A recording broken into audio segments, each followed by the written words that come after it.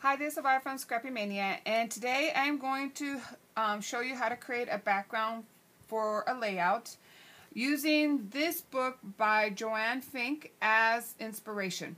She has this nice little book called Sinspiration, and it shows you how to use Zentangle for dressing up your alphabets, for dressing up some of your doodling. So it's a very nice book. It has a lot of ideas how to doodle, how to kind of dress up your alphabet. And then she has some patterns.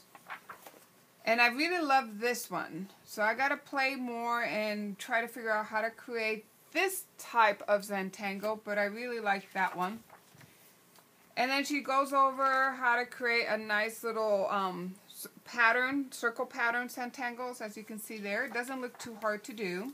She also go over the steps how to create flowers and simple shapes to create flowers, simple wave patterns.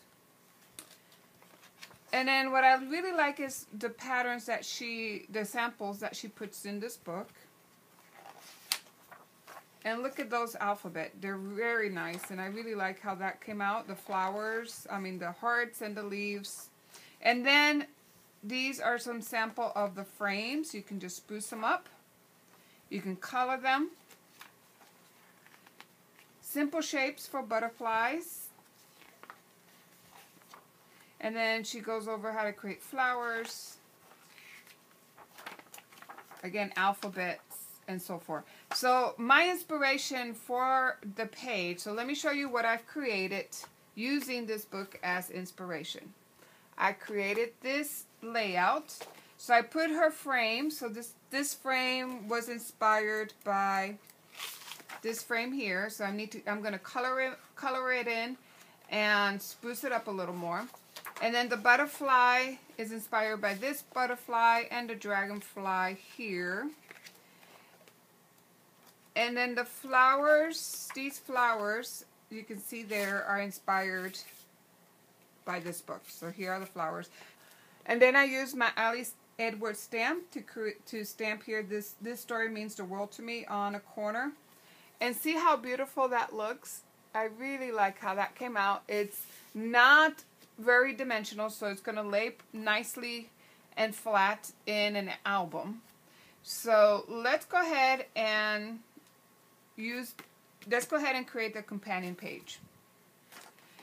So I went ahead and cut my paper already. So this is 12 by 12, and then I just cut this 11.5 by 11.5, which makes a nice little, tiny little 1/4 inch border around my frame. So this is where I'm going to mat it. But before I do that, I want to show you the material that I'm going to use. I'm just going to use a little Sharpie. So you don't need to kind of invest a lot of money in anything. So a little Sharpie. I am going to use this aqua pen. These are my frames. So what I did is I just took some cardstock and I cut them out because I want to make sure that when I draw my frames, they're going to be perfectly square. So I'm going to draw my frames there, and then I'm just going to make the flowers and the pattern under here and maybe something up here. I'm also going to use some portfolio. So let me go ahead and get started. And the first thing I want to do is I want to put these frames here, and I already put the measurements. So for this one, it's going to be 4.5 by 4.25, 6.5 by 4.5, and this is 4.5 by 4.5.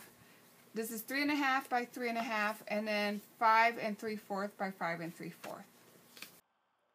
Here I just took my mats and then I used a regular Sharpie pen to kind of outline the mat, so that way my lines will be really straight. And so I really wanted to make sure that my lines were even and straight. And then here I did use my companion page to make sure that I brought over the same wave over to the second page, so that way it will be cohesive. And here I'm just really putting simple lines, simple shapes in these frames just to spruce them up. And that's what I like about her book, because she really gives you simple ideas, and just by putting these little shapes inside frames or inside flowers and inside other simple shapes, it really spruces up your pages and really makes a nice end result. So I'm just basically just putting leaves shapes inside each of those squares. And you know, my grandniece is coming for the 4th of July, and I think I'm going to see if how well this technique works for anyone.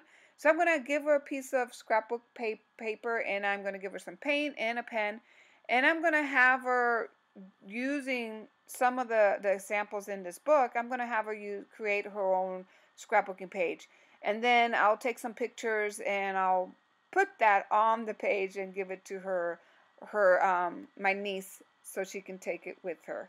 So it's my grandniece that's coming over for the 4th of July. So I have a bunch of family that coming over.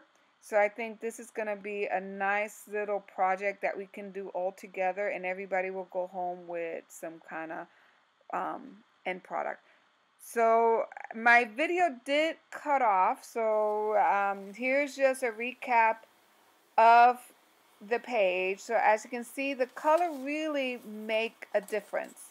And here is this companion page, and see how it really that hill kind of transfer over to the second page. And this is the finished layout.